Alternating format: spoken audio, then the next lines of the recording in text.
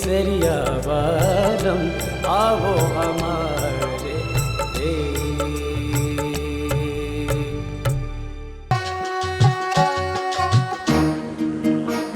पीपलिया गांव के ठाकुर भंवर सिंह तुम्हारे बापू से पुरखों की जमीन छीन लेना चाहते हैं। ये कैसी पहेली में उलझ गया हूँ। अभी तो हमारे प्यार का आगाज भी नहीं हुआ है और हालात अंजाम देना चाहते हैं। ताया शाह का हुक्म है कि मदन सिंह से दीप भाईसा के किए की माफी मांगो। पर क्या रुक्मी मुझे माफ कर पाएगी जब उसे पता चलेगा कि मैं उनके दुश्मन का बेटा हूं और दीप भाईसा के दिए जख्म पर मरहम लगाने आया। इतने साल जिस चेहरे की तलाश में था उसे मिले चंद रोज भी नहीं हुए और ऐसी रुकावट।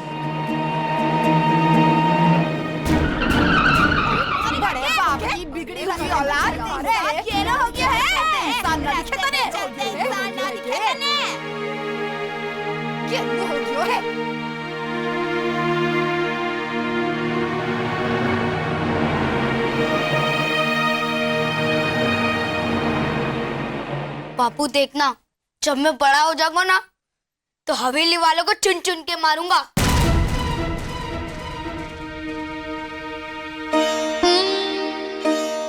हमें भगवान का सहारा ही तो चाहिए उन हवेली वाले राक्षसों से लड़ने के लिए। मैं डॉक्टर को बुलाता हूँ। नहीं, मैं बिल्कुल ठीक हूँ। आप लेटे रहिए प्लीज।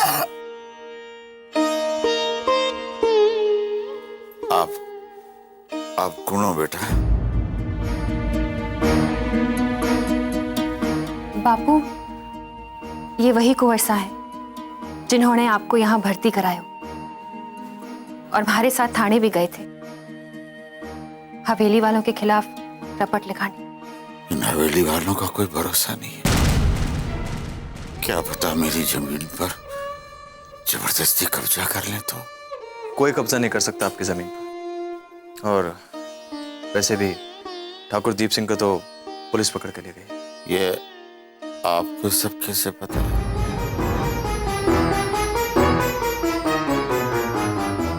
वो आपकी बेटी गई थी ना कल पुलिस स्टेशन रिपोर्ट लिखवाने, तो मैं भी साथ में ही था।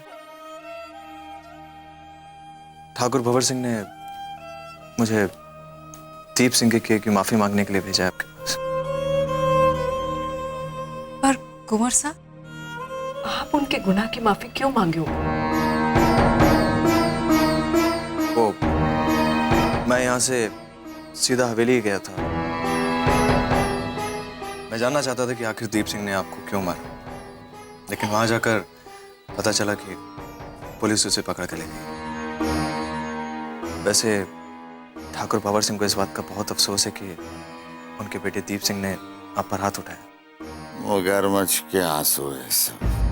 भंवर सिंह की वजह से तो हमारी 20 बीघा जमीन बंजर पड़ी है। अब उस जमीन की सच्चाई क्या है ये तो मैं नहीं जानता, लेकिन ये बात बिल्कुल सच है कि ठाकुर भंवर सिंह को अपने बेटे दीप सिंह के किए के बहुत दुख है और इसीलिए उन्होंने मेरे हाथों ये 50,000 रुपए भिजवाए आपके इलाज के लिए।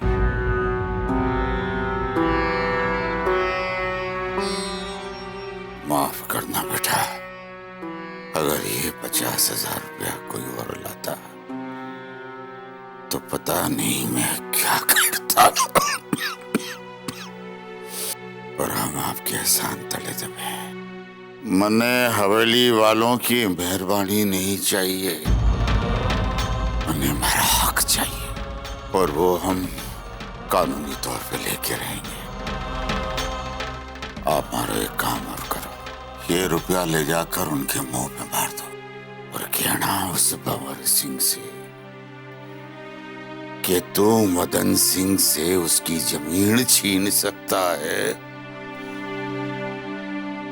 उसका स्वाभिमान नहीं।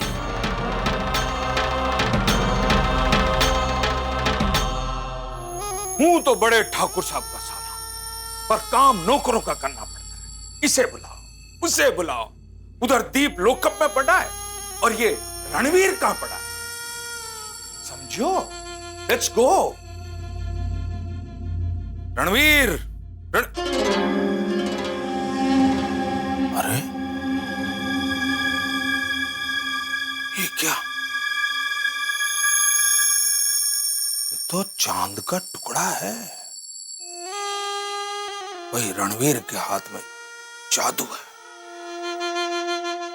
जिंदगी में ऐसी छोरी नहीं देखी मैंने। ये सचमुच की छोरी है या रणवीर की कल्पना है? मामा साहब, आप मेरे कमरे में क्या कर रहे हैं? अरे क्या कर रहा हूं? थारी बनाई हुई तस्वीर देख रहा हूं। बहुत बढ़िया है, बहुत सुंदर। दीप भाई साहब आए? नहीं आए, अभी तक नहीं आए। इसीलिए तो थारी जरूरत पड़ गई है। वो अंग्रेज क्लाइंट आए हुए हैं, पुरानी हवेली खरीदने वाले। चले? पर एक बात बता, तू सुबह सुबह कहां तफरी करने गया था? थाने गया था दीप सिंह को देखने? नहीं मामा साहब, मैं थाने नहीं, मैं हॉस्पिटल गया था मदन सिंह से मिलने। कहीं? दीप भाई साहब की तरफ से माफी मांगने और ये नोट का पैकेट देने गया था। उस छोटे आदमी से माफी मांगने चला गया? एक पल के लिए भी ये नहीं सोचा कि दीप सिंह को पता चलेगा तो क्या होगा? उसे पता चलना भी चाहिए।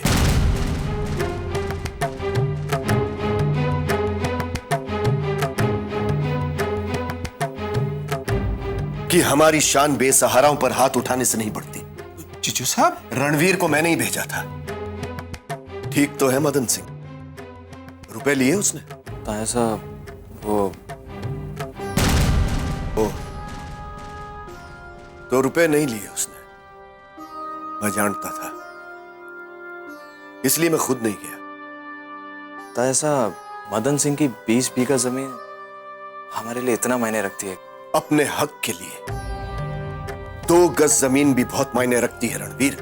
उसके बाप दादा ने उस जमीन पर जबरदस्ती कब्जा जमा के रखा है। दान में हम कुछ भी दे सकते हैं। शाम तक दीप की बेल हो जाएगी ना? मुश्किल है जीजू साहब, कल सुबह से पहले मुश्किल है। वो दीप सिंह खुद छाती ठोक कर कह रहा है कि मैंने मदन सिंह को मारा है और अब बाहर आएगा तो फिर मारूंगा। अब पुलिस वाले फेवर करना चाहे भी तो कैसे करें?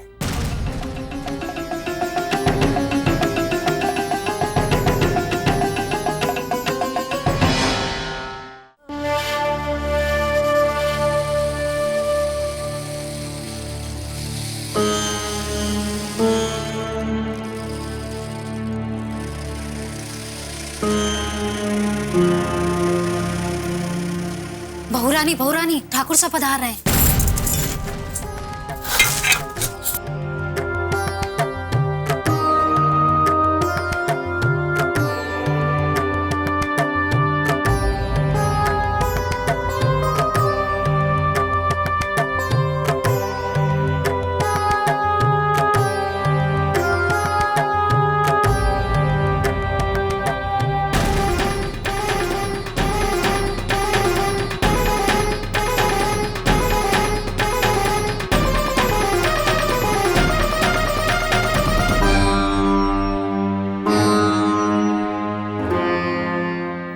चार साल हो गए थारे ब्याह को।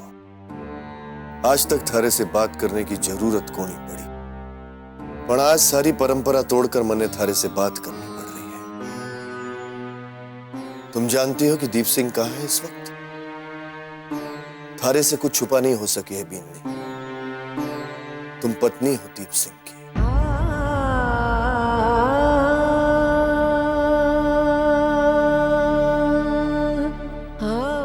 एक पिता होने के नाते जो गलती मैंने की दीप को ना रोकने की, वो एक पत्नी होने के नाते थे मत करना। बस यही कहने आया था। बहुत उम्मीद है थारे से भी नहीं।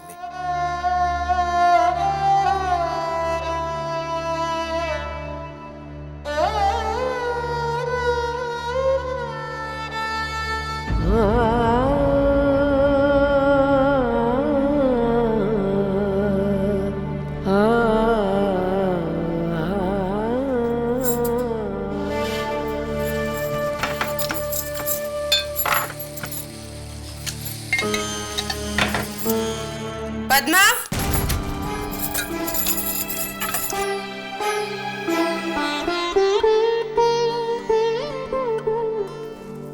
धोक तू मसा।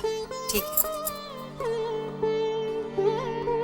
यो तारा दुख भरा चेहरा मारे पर असर ना कर। ये नाटक मारे सामने मत कर कि तारी इस हालत का जिम्मेदार मारा बेटा। क्या कहा तूने अपने ससुर सास से? क्या कान भरे तूने उनके? बता।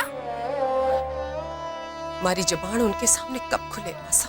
हमारा बेटा रात रात भर घर ना आवे तो गलती जरूर थारी ही होगी, वरना क्यों रात भर बाहर भटकना? जरूर थारे में कोई ना कोई कमी होगी।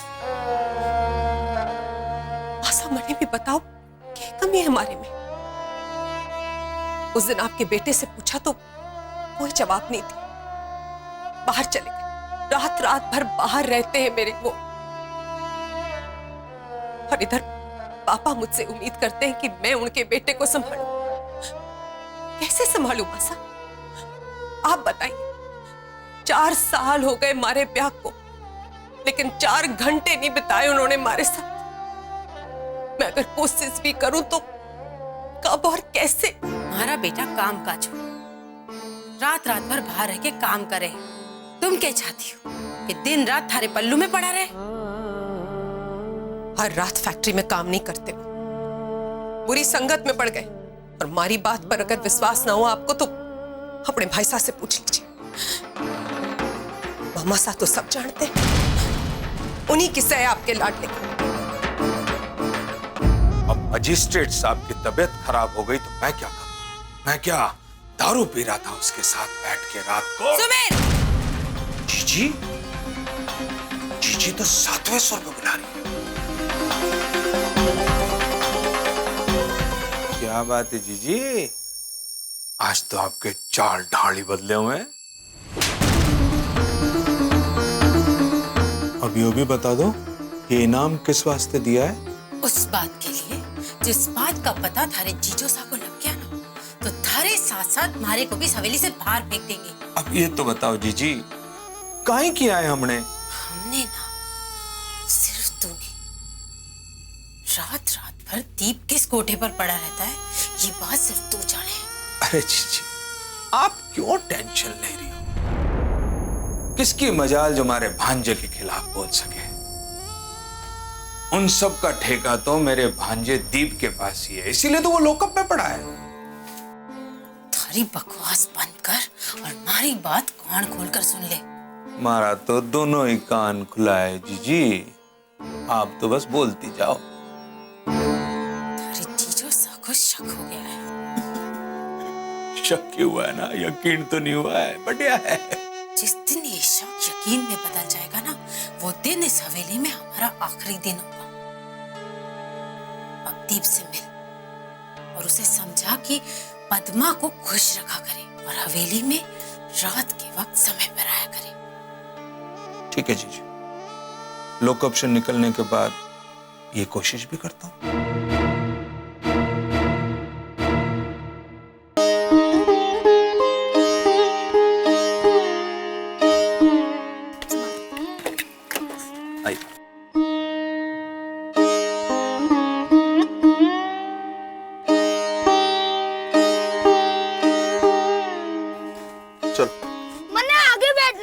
किसू, तू बापू के पास बैठना, उन्हें संभालना है ना। चल। पर आगे से अच्छा दिखता है। कीसू, बैठ चुपचाप, बापू का ध्यान रखना है ना।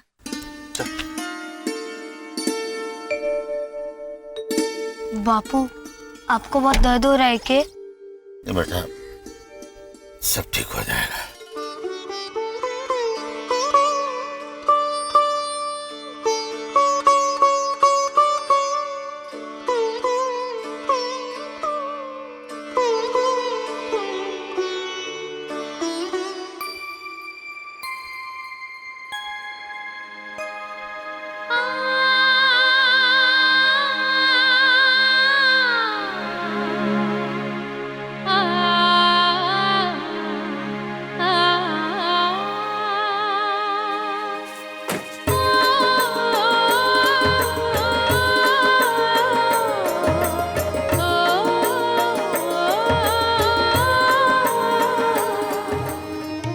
आइए कुंवर साहब, अंदर आइए। देखो, हमारा घर बहुत छोटा है लेकिन दिल बहुत बड़ा है। आपका कर्ज तो हम उतार नहीं सकते, पर आपका आदर सत्कार करके हमें बहुत खुशी होगी। जी धन्यवाद। मैं अंदर आना चाहूंगा लेकिन आज थोड़ा जल्दी में हूँ, किसी और दिन। जरूर आना है, हमें आपके आने का इंतजार रहेगा। वैसे भी अच्छे इंसान दुनिया में मिलते ही कितने हैं। जी जय माता जी। जय माता जी की।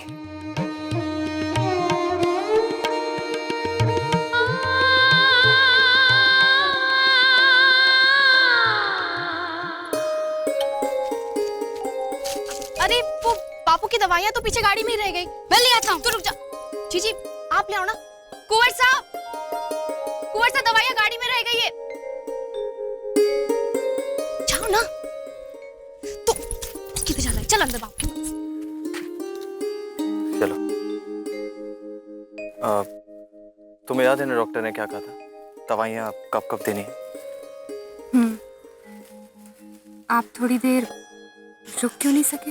वो मुझे कोई जरूरी काम है, मैं चलता हूँ। मैं कल तालाब किनारे मिट्टी लेने आऊंगी।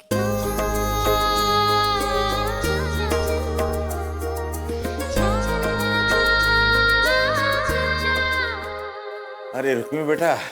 जी बापू। क्या नाम है इन भले कंवर सा का? नाम?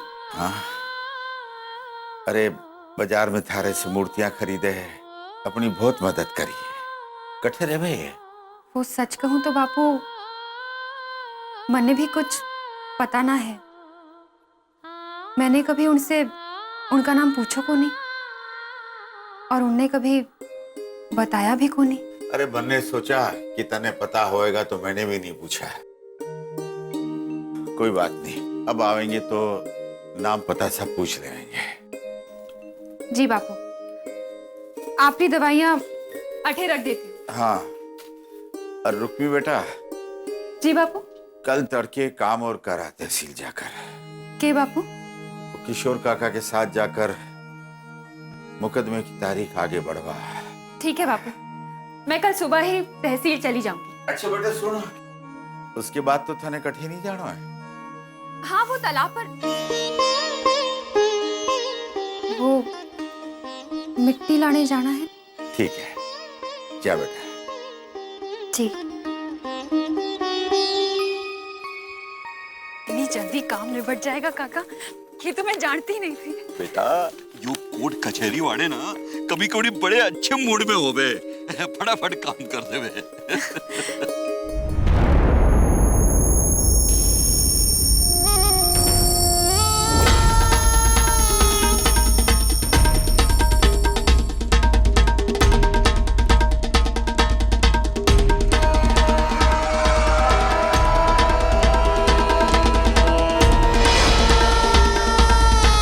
ठीक है किशोर काका, आप जयपुर हो आओ, मैं यहाँ से अकेली चली जाऊंगी।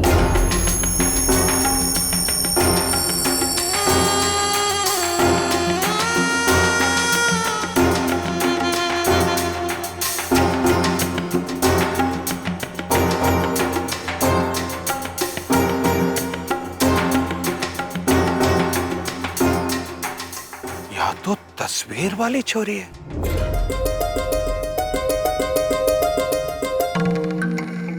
यार रणवीर की कल्पना को ने इस लड़की को तो रणवीर ने अपनी तस्वीर में उतारा है।